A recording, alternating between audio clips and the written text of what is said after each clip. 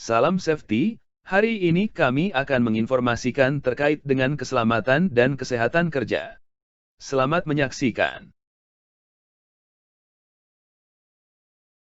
Safety. Dimulai dari kita. Zero accident. Pasti bisa.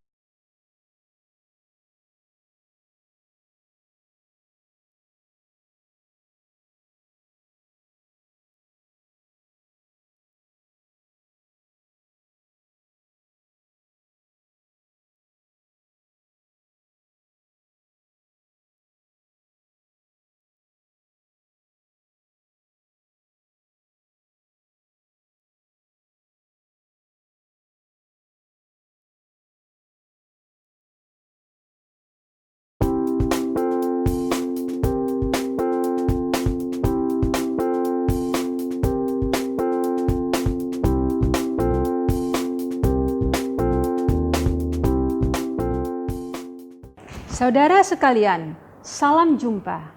Tayangan video kali ini akan membahas mengenai pencegahan kecelakaan di tempat kerja.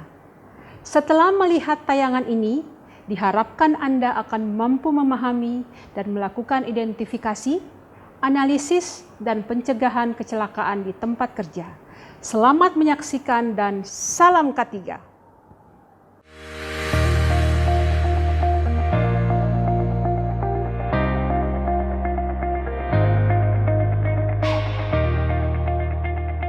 Sesuai Peraturan Menteri Tenaga Kerja Nomor Per.03/1998, kecelakaan adalah suatu kejadian yang tidak dikehendaki dan tidak diduga semula yang dapat menimbulkan korban manusia dan atau harta benda. Jadi, semua kerugian perusahaan yang disebabkan oleh proses produksi itu merupakan kecelakaan baik yang terjadi pada tenaga kerja, peralatan produksi, produk, atau kegagalan proses produksi. Pencegahan kecelakaan mempunyai tujuan untuk meminimalkan resiko kecelakaan yang terjadi di tempat kerja, agar perusahaan dapat menjalankan proses produksinya dengan aman dan efisien. Adapun ruang lingkup pencegahan kecelakaan ini adalah 1. Antisipasi.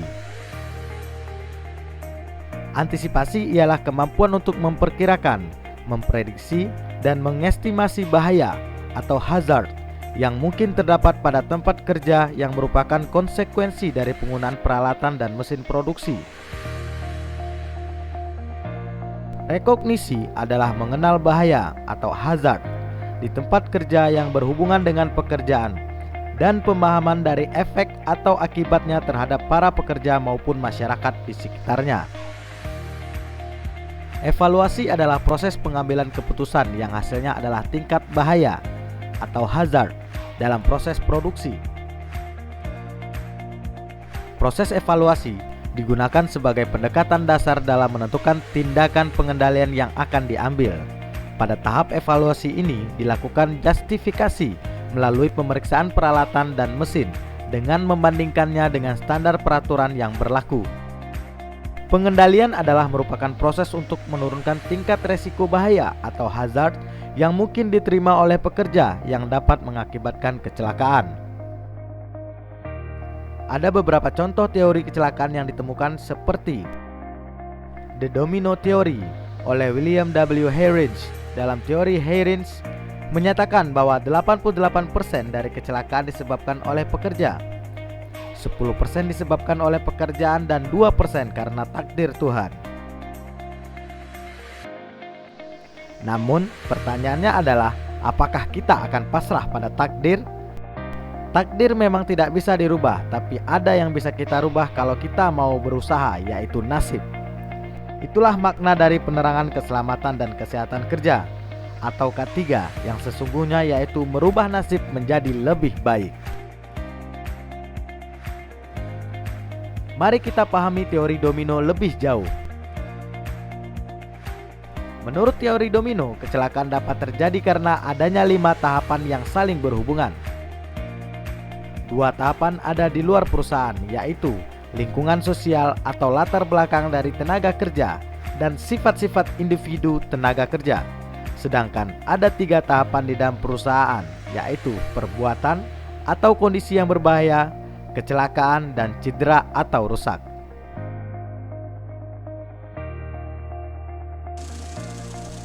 Coba kita perkirakan seandainya tenaga kerja sebelum bekerja tidak pernah mengenal K3. Kemudian pekerja ini bekerja di perusahaan yang belum menerapkan K3. Maka yang akan dihadapi si pekerja adalah perbuatan atau kondisi yang berbahaya.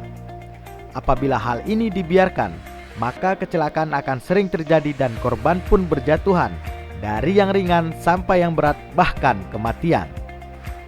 Kita bisa mencegah kecelakaan ini dengan berusaha meminimalkan resikonya dengan cara menghilangkan salah satu tahapannya, yaitu tahapan yang ketiga dengan mengendalikan perbuatan dan kondisi yang berbahaya sehingga pekerjaan dapat menjadi aman dan nyaman bagi tenaga kerja.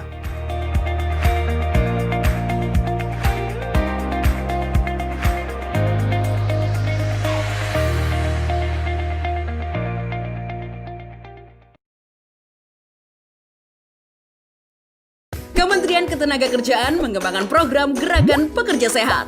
Gerakan ini bertujuan meningkatkan derajat kesehatan pekerja, lingkungan kerja yang aman dan sehat, produktivitas kerja optimal, dan pembiayaan kesehatan yang lebih efisien, terlebih di tengah pandemi COVID-19 seperti saat ini.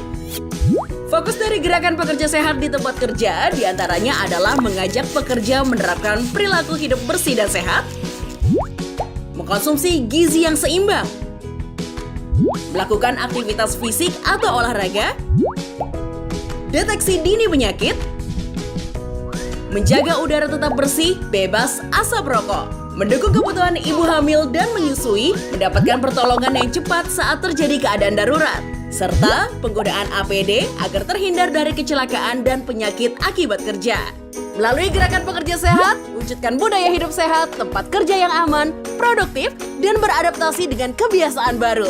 Adaptasi kebiasaan baru, produktivitas baru.